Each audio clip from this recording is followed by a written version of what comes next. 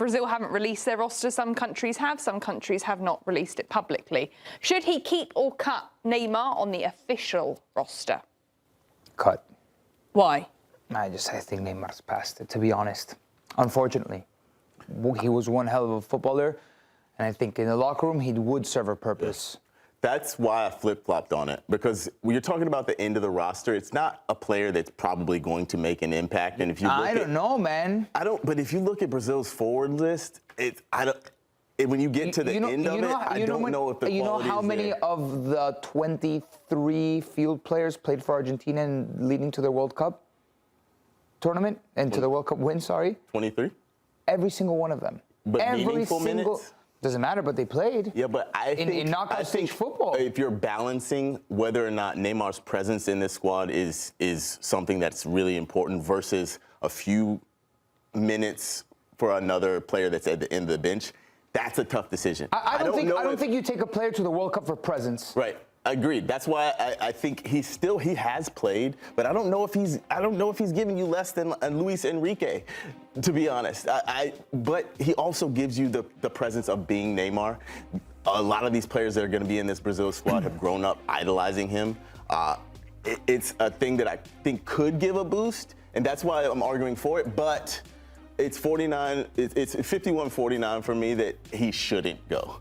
I think that you cannot take one, Aaron. No, I'm saying I think there's a lot of argument for it, but he should not go. And so I could see if they did include. Yes, I'm 51% cutting him. I don't think he should go, but if he did go, I would understand completely why they brought him. Neymar's a hard guy to keep on the bench, right? If you're Carlo Ancelotti, not that he deserves to start in this group, right? With those names you just saw, you're managing the game, and then you're managing everything that happens, with Neymar. Right through, so and if anyone can do it, it's Carlo Ancelotti. But I did a little quick math. He's over 110 days missed so far in the 25-26 season, right? And we know he's been injury prone. His Santos manager we saw earlier, right, just was like a PR plea. He's playing the best football he's ever played. No, it's not the best football he's ever played. Right? Making his guy happy, right? It might be the best football he's played for you in Santos, but it's not the best. So Carlo Ancelotti is going to have a decision to make there. I don't think he makes the team under Carlo. So you'll cut him? Yeah. Keep or cut? Phil Foden, Tony, opinion? Boy, this one is going to divide opinion, right? Didn't he started as a striker, right, in the last against Japan? False nine. False nine. Yeah, and that's what they called it. Yeah.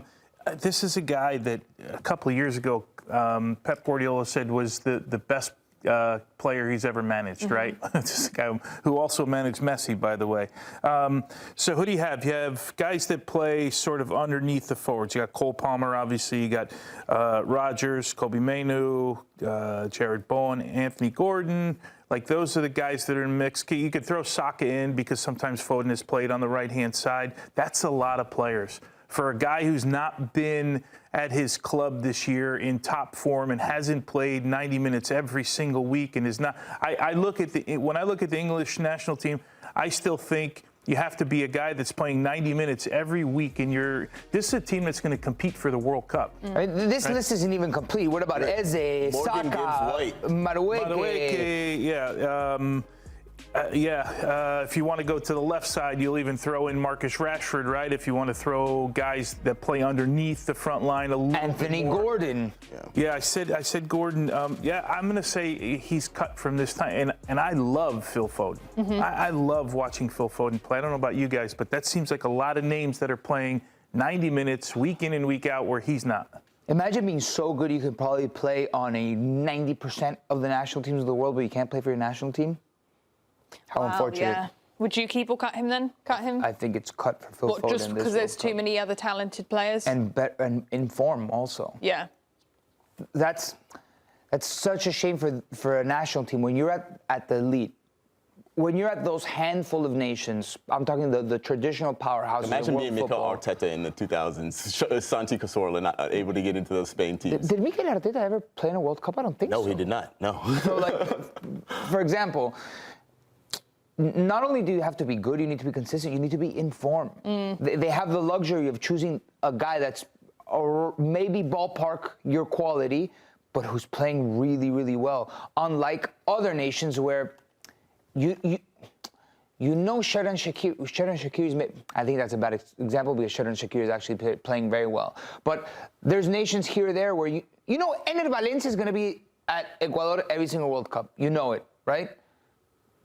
James is going to be at Colombia. Yeah. But when you enter, there's just a different category of national team that has such a deep pool of talent. Right. You're never guaranteed a spot, and that breeds competition, and that's what makes those national teams that produce large pools of quality so good. Guillermo Ochoa will be between the sticks for Mexico in 20 years. All right, then on to our other one. This does relate the English squad as well, Aaron. Ollie Watkins. Yeah, I think Ollie Watkins his form has improved towards the end of this season, but I don't know if it's improved enough to get into this team. In the 9, who do you take? Yes. Who do you take after you Kane? got Harry Kane and then somebody, right? Yeah. I think it's him. I keep him. Is it Solanke? Is it Calvert-Lewin, who's had a little bit of a resurgence? Not as deep as you'd think, is it? Keep. Ivan Toney is in the Saudi Pro League, not League, nearly right? as deep Correct. as you would think. Yeah, I think you keep him here.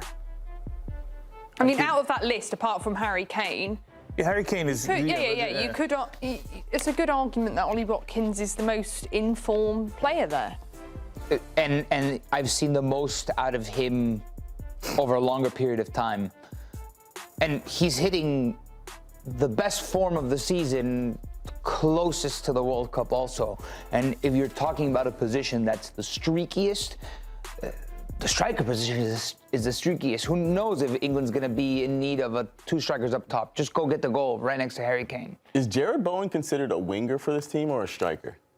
He comes off that right side, right? They play in a 4-2-3-1. I would consider him the right winger. Yeah. I mean, there's really I'm trying to see if I can even pull any other names out, but there's really nobody else in the list we have. Core is not great for this England team in terms of depth. Great Obviously, 'cause we have Harry Kane. Harry Kane is world class, but beyond that, they don't have a ton. I think that's the word. That's the worry in England. If Harry Kane, knock on wood, I would never want to see him get injured. But Knock on fiberglass. if you can't, is that bad luck? You can't. Just tap plastic. Yeah. I think he's going to be one of the best players of the World Cup, Harry Kane. But of course, if you can't count on him, you need the best option in your country at the moment, and I think that's Ollie Watkins. So you're keeping Ollie? Keeping. We're going to keep. Okay. Eduardo Camavinga for the French squad. Keep or cut, Nico? I would keep him, but he's right there. I think he's lost a lot of stock on the French national team. Or maybe not a lot of stock, but he probably held on to a starting position, and I think just given this season, it hasn't been great. I think he barely holds on. Keep, but it's right there. Agreed. Keep. He's right on the precipice, but I think he has his quality and his versatility is a big factor for him, because when you only have so many field players, a player that can play in multiple positions is super important. He's had a lot of international experience, but his season has not been great, Camavinga. So right on the edge, but I say keep. The last 2 matches, the one against Colombia, they played N'Golo Kanté and Zaire Emery in the middle of the field, and against France, they played Tchouaméni and Rabiot in the middle. Camavinga didn't even play that match. Yeah, and he only came in against Colombia as a substitute. But I think Didier Deschamps would like the partnership of Camavinga and Tchouaméni because they play a club together, so he might take that into consideration. I think he keeps him. It'll be Kanté Rabiot probably. Kanté has made an incredible comeback to the national team. You look at this list, he's the only World Cup champion. Yeah. I think. And Rabiot is like locked on in the Deschamps squad, basically. Rabiot's been good. He's been a Milan very bright good spot this year. Rabiot could be a homeless man in the middle of Times Square, and I think Deschamps would take him, and he'll play well. He's one of those players. Deschamps loves him. You know exactly what you get from him. And he performs. Yeah. I think the starting midfield, like that pair in the center of the park, is going to be Kanté Rabiot. Yeah, I think the ones who could be left out are Manu Kone, Kefren Turam are on the precipice there. I don't think it would be Camavinga that gets dropped out. I think one of those two would get dropped out. Deschamps is the one that turned him into a left back before Ancelotti did. Deschamps in the middle of the World Cup, I think it was against Tunisia here, Camavinga, you're playing left back. Yep. And Ancelotti went, ooh. I like that. I like your analogy if he was a homeless man in Times Square. Genuinely though, like it's not an exaggeration. It feels like. Wow. On to our next one. This relates to the US men's national team. Who are you taking, Sebastian Berhalter or Christian Roldan? Before yesterday, I would have given you probably Sebastian Berhalter. After the news of Johnny Cardoso going down and now having an ankle surgery, and we wish him all the best. Terrible news for him. Man. Yeah, that opens up a spot. Trying to think of what Mauricio Pochettino does. Looking at our list that we've been putting together on Call What You Want over the last 2 months, does he slip Zendejas in? Maybe. I tend to think he likes both Christian Roldan and Sebastian Berhalter. I tend to think at the moment, Sebastian Berhalter is a step ahead of Christian Roldan. I do agree. I think he likes Sebastian Berhalter a lot. I think Sebastian Berhalter, regardless of the Johnny Cardoso, was a keep. Was going, yeah. And I think Roldan now has a little bit of wiggle room to make his way into the squad. We've had it we've had it as one or the other. We've been fighting back and forth with one or the other because you got to look at a 26-man roster, right? And sometimes the numbers just don't fit. And how many guys are already kind of fulfilling that role, the deeper midfielder, right? Because you got, I mean, first and foremost, Tyler Adams, right? But then Sebastian Berhalter, Tanner Tessman. Yeah. I mean, I don't know. We're talking Aiden Morris, but Aiden Morris also plays that role. Adams, Tessman, McKennie can play in that role. So so there's a little bit of versatility. Roldan even make the squad with a Cardoso injury? One thing, don't forget that Christian Roldan's been in a World Cup already, right? Now, albeit in a different position, right? He was not playing in this role when he made the last World Cup squad, but he seems to be the guy that Mauricio Pochettino's leaned on here over the last couple months. And he had a poor weekend. He gave a bad ball away against Sporting Kansas City, which kind of dropped his stock maybe a little bit because you want to be in great form. But the Johnny Cardoso thing really has changed things because what it's done, it's either opened up another midfield slot or it's told Mauricio Pochettino, I just dropped Weston McKennie down from where I was going to play him a little bit higher up the field. I don't know the answer. We don't know what we've tried to figure out that lineup on multiple occasions. It doesn't work very well for us. Aaron? It's really, really tough. I think just on the edge of it, Sebastian Berhalter, I really like what I've seen from him. I like how calm he is. I really like Christian Roldan as well, though. I think he's such a professional player, that his experience he brings. I don't really have a preference either way, but I think if I had to pick one, it would probably be Berhalter. I think it's going to be Berhalter. Berhalter's the keep. And then just considering the depth in those midfield positions and the versatility that the U.S. has in those midfield positions, it feels like Johnny Cardoso's absence opens up an opportunity to include another attacker. And now you got to consider, how does Diego Luna make the team? How does Alex Zendejas make the team? Because those are guys that are on the fringe. And maybe if I take them, think about Gio Reyna as well. Does Poch give him a chance, the guy of like the eternal second chances?